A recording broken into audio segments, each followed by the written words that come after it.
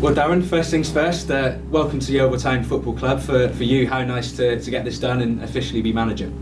No, it's very nice to be appointed. I'm very grateful to the board and the potential new board. It's been a long time coming, and it's been a very thorough process for myself, and a thorough process acted out by the club. And it's an exciting day. I've always thought this was a really smashing club, a really big club.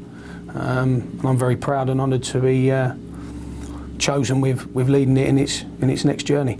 It is something of a new era potentially. You mentioned you obviously met the current board and potential new board. How challenging has it been kind of dealing in a club that's in a transition phase, really, if you like? I don't think it's been too difficult. All I can ever be is myself. All I can ever be is honest and upfront and work with an integrity. So I don't think that was really a problem. I think obviously the timing, we're quite late in the day, and how long and how thorough, again, how detailed the process was from a candidate and applicant's point of view of trying to get the manager's position, made it. That was more of the challenge, more of the test. But obviously really pleased to be here, and Monday can't come quick enough. I imagine, and it's almost a month and a half now since the season's finished, and since then fans have been waiting for news, if you like. For them it seems we're a little too close to the start of the season, but from someone who's been there and done that kind of pre-season plan, how much of a problem is it really coming in at this stage? Well, obviously you do a lot of your recruitment in this time, and you do a lot of your due diligence in terms of the people you want to bring to your football club and the reasons why they can come and how they can get here, and etc, etc. And obviously we're going to have to fast track that. We're going to have to make some big decisions, some key decisions, not quickly, not naively, but correctly. We need to still do that. So I still think there'll be a process and a period of time before that, before we can start unveiling new players and making good decisions, because building football teams is pretty simple in the bare nuts and bolts of it. Is that you've got to make really good decisions around players and people, and if you make more good decisions than bad, you normally end up with a successful team. And unfortunately, when you make some poor decisions, if we're being honest, then we end up with a bad team representing what is a smashing football club, a really nice football club. It's actually quite appealing for you, though. You haven't really inherited much of a squad. You've got a bit of a blank canvas to work with. Yeah, well, there's room. We've got to work within a tighter financial constraint. I'm well aware of that. That will never be used as an excuse. We need players that are ready to come here and play. This league is a completely different challenge. If you think it's the Football League, it's not. It's going to be different. It's very, very demanding, very intense. But it's also got that real sort of wholesome integrity to it. You know, there's a real sort of willingness for players at this level to work hard to try and get back into the Football League, or to get into the Football League and improve their own lives, improve their own club's destiny. So this next year will really sort the men out from the boys. And the players really have to understand that now. The supporters have to understand that now. I've really got no other gear in me than to head straight on and to go at everything with the most amount of intensity I can. I've always been renowned for creating elite player environments, and I expect to do the same at Yeovil. Is it too early for you to know the kind of identity that you want your team to have? I know obviously youth development's played a big part of your career to this point. Is that something you'll look to go down? And you mentioned the National League isn't an easy division. It does separate the men from the boys. Yeah, no. Look, it's very clear what this, the remaining group needs, and we do need a massive mentality shift here.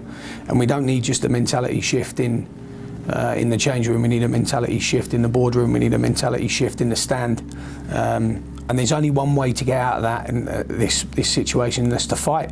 And it's to roll our sleeves up together, ideally, and fight for dear life, and carry on fighting until we get this football club where we would like it to be, and we'd all love it to be back in the Football League. But we have to understand the nature of what we are, or what I am, and what the potential new owners are inheriting. We're inheriting a team that has lost largely for the last 2 or 3 years, and to swing that mentality around into a winning mentality, it's going to need a real sort of injection of personality, courage, determination.